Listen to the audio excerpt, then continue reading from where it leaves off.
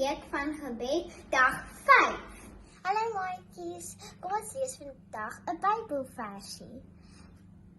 Ons versie vir vandag kom uit Johannes 4 vers 23. En dit sê, daar kom egter 'n tyd en dit het reeds aangebreek, wanneer die egte aanbidders van die Vader vanuit 'n hegte verhouding met die Gees en in waarheid sal aanbid, want die Vader verkies dat die mense hom so aanbid. Tata! Hallo maatjies, baie welkom. Ons is by dag 5 van ons 10 dae van gebed. Vandag se sleutelgedagte is dat God wil hê dat ons hom elke dag eerste moet stel. Het julle 'n paar idees van hoe jy dit kan doen? Een baie goeie manier om dit te doen is om heel eerste in die oggend met God tyd te spandeer. Hoe vroeg word jy wakker? Wag jy tot op die laaste oomblik voor jy vinnig uit die bed uitvlieg en jou tandeborsel en aantrek en op die bus spring om skool toe te gaan?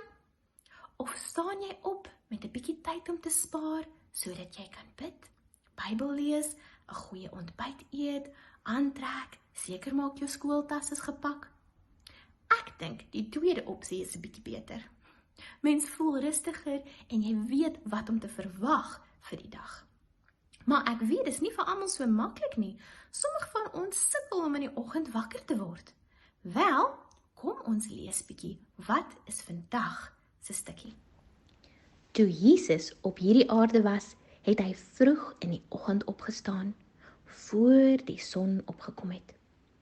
Hy sou na 'n stil en verlate plek gaan, om met sy hemelse Vader te praat en na hom te luister. Eendag, na 'n volle dag van werk en bediening van die mense, kon sy disippels hom nie vind nie. Hulle het oral vir hom gaan soek en toe hulle hom uiteindelik gevind het, het hulle hom gevra waar hy die hele tyd was. Hy het hulle herinner dat hy na die aarde gekom het om die evangelie te preek en verlossing vir die mense te bring. Hy het gebid vir leiding, krag en moed van sy hemelse Vader om elke dag sy sending uit te dra. Maatjies, as Jesus selfs nodig gehad het om elke oggend te bid, sodat hy genoeg krag en sterkte gehad het om die dag deur te gaan, dan dink ek dit is nog meer belangrik vir ons om dit te doen. Dink jy, hy hoor jou as jy bid? Ek dink so. Hoekom vra jy hom nie bietjie vanaand om jou môreoggend wakker te maak met genoeg tyd dat jy en hy bietjie tyd saam kan spandeer? Ek dink jy gaan aangenaam verras wees.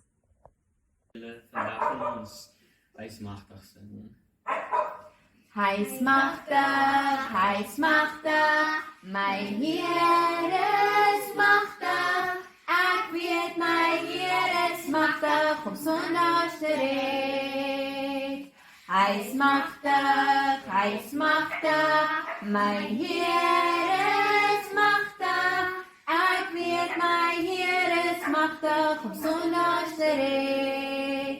Hy heel gebroke harte, die slawe gaan weer vry. Die lammes het hy weer laat loop en blindes weer laat sien. O ja, hy's magtig,